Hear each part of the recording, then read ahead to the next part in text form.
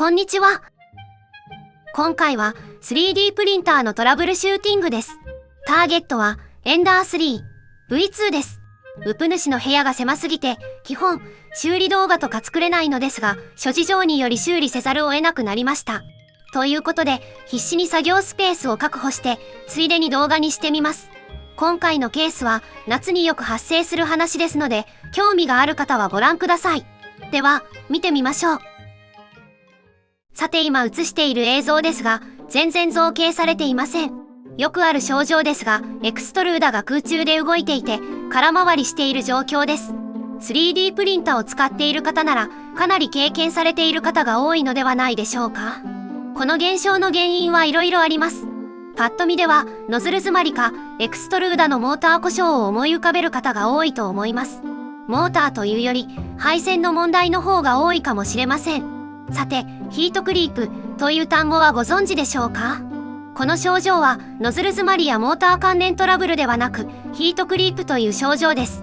ヒートクリープって何？という方のために簡単に説明します。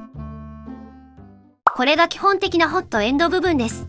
図には映していませんが、基本的には温度センサーとヒーターがこの穴の中に突っ込まれています。フィラメントをこの部分で溶かしてノズルから押し出します。ノズルから押し出す力はフィラメントを突っ込む力となります。エクストルーダのモーターが動いていることは見ればすぐにわかると思います。では、エクストルーダがちゃんとフィラメントを送り出しているか見てみましょう。エクストルーダ部分の状況です。フィラメントは引っこ抜いた後ですが、フィラメントが削られた跡が残ってますね。旧型エンダー3だと、いわゆるカチカチ音が鳴る現象です。モーターは動いていたけど、フィラメントがちゃんと送り出されなかったとわかります。というか、ちゃんと送り出していたら、送り出されたフィラメントは別の場所から漏れるか、どこかの異世界に飛ばされていることになってしまいます。では、引っこ抜いたフィラメントを見てみましょう。こんな感じで、本来なら先端部分だけ溶けているはずなのに、フィラメント全体が溶解して膨張しています。つまり、フィラメントがノズルに届く前に溶けてしまって、膨張してつっかえてしまっているのです。さて、なんでこんなことが起きるのでしょうか？もう一度、ホットエンド部分を見てみましょう。ヒーター部分の上部はヒートシンクになってますね。このヒートシンク内でフィラメントが溶けて膨張しています。つまりヒートシンクが熱すぎる、ちゃんと冷却されていないというのが原因だとわかると思います。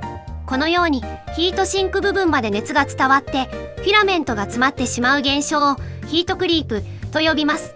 問題点としてパッと思い当たるのはこの4つ。エンクロージャー内が熱すぎる。エクストルーダモーターの熱が影響している。ヒートベッドの熱が影響している。冷却ファンが弱い。というところでしょうか。エンクロージャーは庫内温度を高い状態に保つことで ABS などの高温フィラメントの圧着とか反りを改善させます。ただし PLA みたいな低温で溶ける材質には向いていません。特に夏は暑くなりすぎるので温度調節がないエンクロージャーは逆効果になってしまいます。原因1から3は温度計で測れば原因が判明します。ウプ主はエンクロージャ内が熱くなりすぎないように外気で調整しているので原因1から3は考えにくいです。ということで今回の場合の原因は4の冷却ファンです。そんなわけで冷却ファンの交換を行います。さて、ファンの威力を見てみましょう。ティッシュを使って風量を見てみます。ほとんど風になびかないですね。ファンは回転していますが、風量が弱いことがわかります。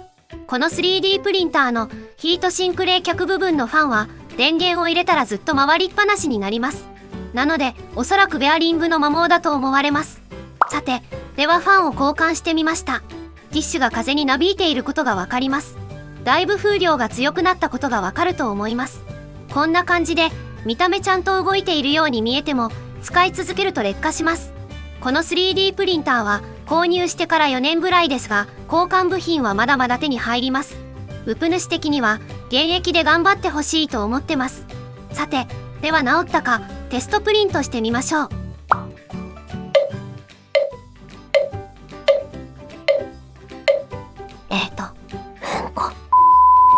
はい、というわけでちゃんとフィラメントの詰まりが解消されました。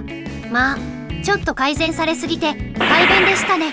今回の目的はちゃんと達成しました。この新たなる問題はまた今度。それではご視聴ありがとうございました。